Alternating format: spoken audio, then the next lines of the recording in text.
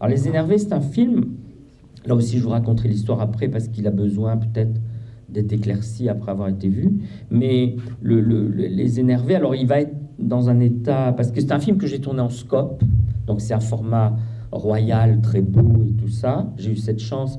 C'est mon premier film où j'ai eu vraiment de l'argent. C'est-à-dire que tous les films que j'avais fait avant 86, c'était des films que j'autoproduisais, je me débrouillais avec des copains, tout ça. Et j'ai envoyé ce scénario au Centre national du cinéma. Il a eu l'aide, j'ai eu une télé, j'ai eu une région. Et le film a fait le tour du monde aussi parce qu'il était là aussi sans dialogue vraiment. Donc il pouvait circuler partout et il est très visuel, donc ça plaisait beaucoup aux gens. Alors vous allez le voir, hélas, un peu flouté, un peu vieilli, parce qu'on a du mal à en faire une nouvelle copie, mais j'avoue que grâce à vous, enfin grâce à cette journée, cette matinée, je me suis décidé, j'ai dit non, maintenant il faut à tout prix que Les Énervés, j'en fasse une belle copie, qu'on aille rechercher l'original et qu'on en fasse quand même une copie digne du film parce qu'il est très visuel, vous allez voir. Alors là, vous en verrez une sorte de fantôme, mais bon, vous allez voir Les Énervés. Disons que c'est un film très important pour moi parce qu'il me fait rentrer vraiment de plein pied dans la profession. C'est la première fois que j'avais de l'argent, que le film a eu vraiment une reconnaissance énorme dans les festivals. Et il a beaucoup circulé et on m'en parle encore beaucoup parce que c'est un film, on en parlera après, qui est un peu énigmatique, voilà. Et il est sérieux parce que comme j'ai fait beaucoup de films drôles, comme vous l'avez vu, c'était mon premier film. On dit ah bon, tu peux faire des films sérieux?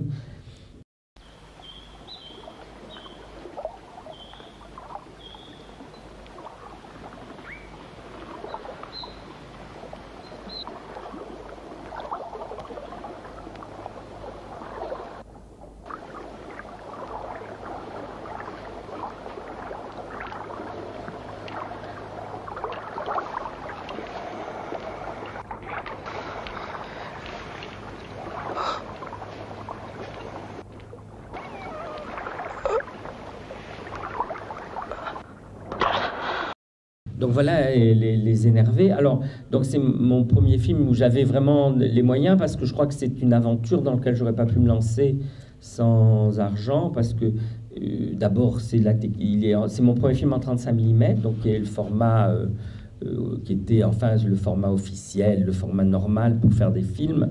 Et en même temps, j'ai choisi le format scope parce qu'ils sont toujours allongés. Donc je trouvais que c'était très beau de faire un film tout en longueur comme ça. Et en plus, il se tournait sur l'eau, donc c'est très compliqué, ça demandait des moyens, il fallait beaucoup d'infrastructures, il fallait des zodiacs, il y avait des hommes grenouilles qui étaient là, qui nous soutenaient dans notre tournage, tout ça, ça a été une aventure assez conséquente, donc il fallait que j'ai les moyens pour faire ce film. Il s'est trouvé que donc en 85, je crois, 84, 85, j'ai eu l'argent pour faire le film, j'ai pu le faire. Et après, il a beaucoup circulé dans les festivals. Avant, j'avais fait des films donc, qui étaient plutôt à compte d'auteur. J'avais eu un peu d'argent, mais je m'étais débrouillé. Mais les films avaient déjà beaucoup circulé. Donc c'est vrai que quand ce film est arrivé, c'était mon film le plus abouti. Mais comme vous le voyez, j'ai pas fait parler les acteurs. J'étais très prudent. Et ils sont restés tous un peu statiques et un peu mystérieux. Voilà. Alors je suis parti pour ce film d'un tableau que vous avez vu à la fin, qui est au Musée des Beaux-Arts de Rouen, qui est un tableau qui est un peu bizarre. Enfin, c'est une lapalissade que je vais dire. C'est un tableau, tant qu'on ne l'a pas vu, on l'ignore. Dès qu'on l'a vu, il marque. C'est-à-dire qu'en fait, Simone de Beauvoir, Alain Souchon, les surréalistes, Dali en font un tableau un peu mythique. Simone de Beauvoir a écrit des textes dessus. Elle a découvert quand elle était professeure à Rouen. Et ça l'a énormément impressionné. Il y a beaucoup de surréalistes qui ont écrit sur ce tableau. C'est un tableau qui a été exposé en 1890 ou dans ces années-là, au salon officiel, où il a beaucoup marqué. L'auteur a fait beaucoup de scènes historiques, des Gaulois, des guerriers huns, et des chasses aux bisons et à l'auroch. Mais voilà, il est de Nantes, il s'appelle Évariste Luminet, et le tableau est à Rouen. Il y a une copie de ce tableau, alors ça reste un peu mystérieux. Il y a deux tableaux parallèles, un qui est au musée de Sydney et un qui est au musée de Rouen. Les deux tableaux sont pas tout à fait pareils. C'est un peu comme le jeu, vous savez, des 7 erreurs. L'avant du bateau n'est pas tout à fait pareil dans celui de Sydney. Les princes n'ont pas tout à fait les mêmes expressions dans celui de Rouen. Voilà. Mais disons, pour les puristes, les deux tableaux ont autant de valeur. Ils sont tous les deux signés Luminé.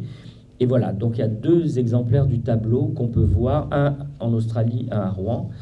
Et voilà, c'est un tableau un peu mythique. Donc moi, je voulais retranscrire le mystère de ce tableau. Quand j'étais gamin, je l'avais découvert dans le Larousse illustré de mes grands-parents, où il était en noir et blanc. Et vous tombez sur cette image et vous voyez les énervés de Jumièges, et vous voyez ces 2 grands dadais allongés sur un lit qui flotte. C'est quand même bizarre. Ça m'avait énormément frappé. Je ne comprenais pas ce que ça voulait dire. Et en fait, ils sont énervés littéralement, c'est-à-dire qu'on leur a coupé les nerfs, on les a brûlés, les tendons et les nerfs, donc ça devient des sortes de tétraplégiques. Voilà. Et la légende, c'est une légende médiévale complètement fictive, complètement... qui n'a pas tellement de... Elle est née au 19e, cette légende, quand c'était la mode c'était la mode un peu médiévale d'Ivanhoé, de toutes ce romanesque, de toute cette littérature. Et du coup, il y a eu beaucoup de textes écrits sur les énervés à cette époque-là, et les peintres s'en sont emparés pour en faire des imageries un peu comme ça, Saint-Sulpiciennes, quoique c'est pas très religieux. Donc c'est des fils de Clovis II qui se seraient révoltés contre leur père. Leur père, donc pour les punir, a inventé ce supplice. C'est parce qu'il fallait c'était un régicide puisqu'ils voulaient tuer leur père. Alors du coup, il fallait les tuer, mais la mère est intervenue, on les a battus, on les a énervés, et à la fin, les parents ayant ces 2 légumes chez eux étaient de plus en plus culpabilisés devant ce qui s'était passé, et les ont mis sur un radeau. Ils ont dérivé sur la Seine, et ils ont été accueillis par un moine, un ermite, qui les a sauvés et soignés, entre guillemets. Et ça expliquerait, si vous voulez, selon ceux qui essayent de comprendre cette légende, pourquoi la royauté, à un moment donné, a beaucoup aidé les abbayes en baie de Seine et tout ça. Mais tout ça est complètement hypothétique. Voilà. Mais disons que la légende est restée. Le tableau a beaucoup marqué l'imaginaire des gens du XXe siècle et du XXIe siècle, puisque même Alain Souchon l'a mis dans un de ses albums. Enfin, vous voyez, c'est une imagerie. Et les Japonais l'aiment beaucoup aussi, ce tableau-là. À Rouen, il est assez vu. Enfin, c'est un tableau, il y a d'énormes chefs-d'œuvre au Musée des Beaux-Arts de Rouen. Et bizarrement, cette toile un peu pompier attire énormément les amateurs. Voilà. Et moi, j'ai toujours rêvé en faire un film. Et donc, j'ai imaginé cette histoire sans... Je voulais que ça reste aussi mystérieux que le tableau, qu'on s'interroge tout autant en voyant le film qu'en voyant le tableau, parce que justement, c'est ça qui est intéressant. C'est qu'est-ce qui se passe, pourquoi c'est énervé, tout ça. Je voulais que le film reste aussi opaque que le tableau, mais aussi évocateur et aussi, j'allais dire, on est au bord du rêve, quoi. On est au bord de monde un peu... onirique, et je voulais travailler ça. Donc j'ai transformé, c'est la Seine que vous voyez là, c'est les environs de Rouen, en fait, entre Rouen et Le Havre, et je l'ai un peu... j'ai rajouté beaucoup de bruit de jungle, enfin, on a beaucoup amené les sons vers quelque chose d'aquatique, d'exotique. Il y a beaucoup de sons d'oiseaux, tout ça qu'on a été piqué dans des sons d'oiseaux exotiques et tout ça, pour transformer un peu ce monde-là en un monde un peu sauvage et primitif. Voilà. Alors, je ne sais pas s'il y a des questions. Oui. Vous aviez annoncé votre premier film sérieux, mais en fait, vous aimez rire. Ah ben oui, c'est-à-dire que j'aime beaucoup, par exemple, j'aime beaucoup, moi, dans ce film-là, ça m'amuse de faire un film avec des gens qui ne peuvent pas bouger alors que je fais du cinéma. Ça, je trouve ça très drôle. Et j'aime beaucoup l'idée de la chanson de Michel Delpech. J'aime beaucoup les chansons. J'en mets dans beaucoup de mes films, dans mes longs métrages, j'ai toujours mis des chansons. Et j'ai toujours eu l'idée de mettre une chanson dans ce film. Et j'aime beaucoup cette chanson. J'aime beaucoup. C'est-à-dire qu'elle ramène on est dans un musée avec une réalité un peu très basique. C'est une chanson de top 50 très simple.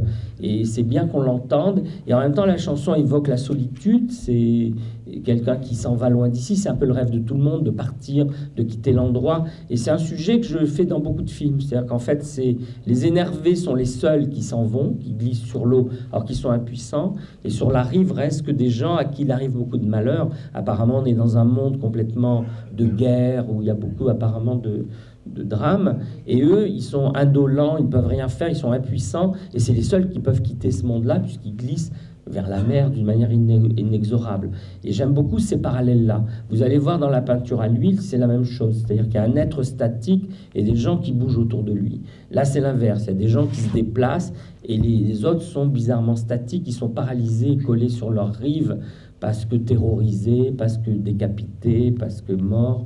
Voilà. Donc c'est un peu ces deux mondes parallèles qui jouent.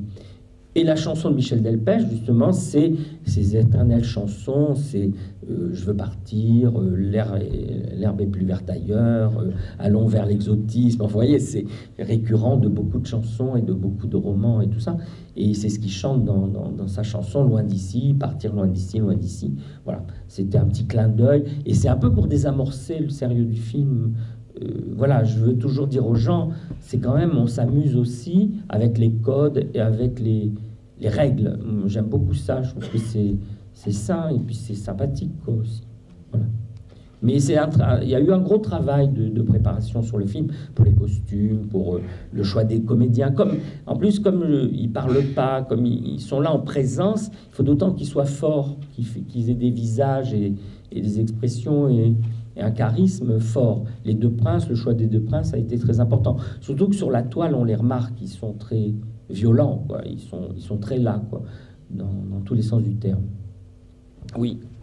Mais en fait, dans votre film, vous faites le contraire de ce qu'a fait Kurosawa dans Dreams avec le tableau de Van Gogh.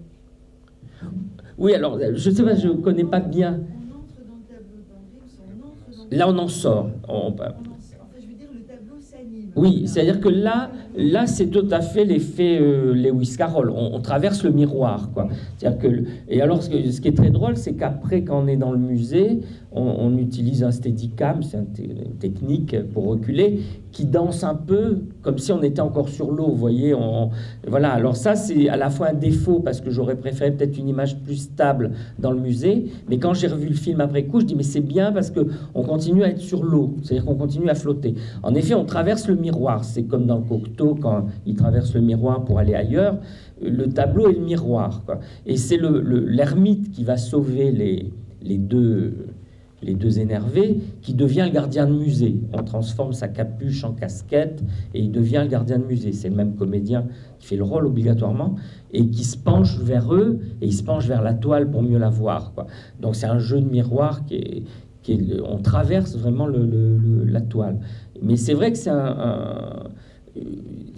un jeu que j'ai beaucoup aimé faire avec ce film-là. Et en plus, c'est un musée que j'adore. Alors, il a un peu changé parce qu'il a été revisité depuis par André Putman, qui en a fait un musée peut-être plus brillant, moins poussiéreux. Là, vous voyez le musée 19e, quoi, un peu le musée de province, un peu. Mais c'est un musée que je vous recommande d'aller voir parce qu'il y a des toiles autrement plus intéressantes que celle des Énervés. Mais celle des Énervés, elle marque l'imaginaire des gens parce qu'elle est très forte, elle est très inquiétante et elle fait peur un peu, elle est glaçante, quoi. Et je voulais un film glacé. Je voulais un film, comme vous l'avez vu, qui n'est pas un film chaleureux, qui est un film très réfrigérant, quoi. Il est froid comme l'eau de la Seine quand on tombe dedans, parce que c'est tout à fait ça. Donc voilà, alors c'est un film qu'on me demande encore. C'est pour ça que je m'en veux de vous l'avoir projeté dans des conditions pas si bonnes. Et je vais essayer quand même d'en faire une belle copie, parce que c'est marrant parce que j'ai fait quelques films sur la peinture. J'ai fait celui-ci à partir des Énervés. J'ai fait la peinture à l'huile, qui est une réflexion aussi là-dessus, que vous allez voir. Et j'en ai fait un autre sur les cathédrales de Monet, parce que je me suis contenté de mettre la caméra là où était Monet quand il a peint les caméras. Et j'ai filmé la cathédrale en image-image, donc en animation, pendant 6 mois, où je la filmais comme ça toutes les secondes, toutes les minutes, et j'en ai fait un film de 11 minutes où on voit les cathédrales de Monet avec la lumière qui passe sur la façade immobile de la cathédrale. Donc j'ai fait quelques films sur la peinture quand même, et Les Énervés étant le plus, j'allais dire, spectaculaire, puisque c'est mon seul film historique aussi, c'est censé se passer au temps de Clovis et tout ça, donc c'était assez agréable à faire. C'était compliqué, le radeau, tout ça, c'était très compliqué. Alors, on va désormais passer à votre dernier court-métrage. Oui, alors c'est le dernier en date aussi, parce qu'en fait, pour résumer, j'ai fait donc, après Les Énervés, j'ai continué à faire des films jusqu'en 2000, pratiquement, des courts-métrages, pardon. Et en 2001, j'ai eu l'opportunité de réaliser un premier long-métrage. Jusqu'ici, je pensais pas trop faire de long-métrage, en fait. J'aimais le court, je m'y plaisais, puis je gagnais ma vie grâce à un autre métier, parce qu'on peut pas gagner sa vie avec le court-métrage. Et je ne pensais pas pouvoir tout abandonner pour faire du long métrage. Il s'est trouvé qu'on m'a proposé d'en faire un, j'ai accepté, ça tombait une période de ma vie où je pouvais le faire. Et du coup, j'ai fait Fille perdue, cheveux gras, qui a bien marché, qui a été un film. Du coup, après, j'ai fait Bienvenue au gîte. Après Bienvenue au gîte, j'avais un projet très ambitieux, très cher, que j'ai pas pu faire. Donc, j'étais un peu déçu. Ça a pris pas mal d'années. Alors, je dis quand même, je vais refaire des films, je vais pas arrêter. Et j'ai eu l'opportunité de faire quelques courts-métrages, dont La peinture à l'huile, qui est un moyen-métrage, quoique c'est une expression qu'on utilise un peu maladroitement, comme on vous l'a dit tout à l'heure. Un court-métrage, c'est au-dessous de 60 minutes. Au-dessous de 60 minutes, tout est court-métrage. On dit moyen-métrage pour faire comprendre aux gens que ça va durer un peu plus de 30 minutes, mais ça s'arrête là. Et donc, j'ai fait La peinture à l'huile. Et après, je suis revenu au long-métrage l'année dernière avec un film qui s'appelle Chez nous, c'est 3. Alors, il est déjà sorti, mais il passe en ce moment sur les chaînes câblées. Il est sur Ciné Émotion, Ciné Famille et compagnie, où il passe. Voilà. Et j'espère en faire d'autres. Voilà. Le court est long, d'ailleurs. Comme le disait tout à l'heure la responsable artistique du festival, pour moi, les films obéissent à leur durée et à l'envie qu'on a de les faire, et non pas... c'est vrai que si on veut qu'un film sorte, il faut qu'il fasse 1h20 ou 2h. Là, il rentre dans le moule, il est parfait pour les diffusions, j'allais dire normales. Mais hélas, on n'a pas toujours des histoires qui font 2 heures. Et, parfois, on a envie de faire des films comme ça de 20 minutes où on s'évade, on s'en va, et puis ça raconte quand même quelque chose de très fort. Voilà, faire un long métrage avec Les Énervés, est-ce que c'était judicieux? Est-ce que c'était... Ou alors il fallait qu'ils rentrent dans le moule d'une histoire formatée, tout ça, que là on destinait vraiment à en faire un film pour l'exploiter, entre guillemets, quoi, voilà. Mais ça, c'est un autre débat dont on pourra parler après, en aparté, ou... Voilà.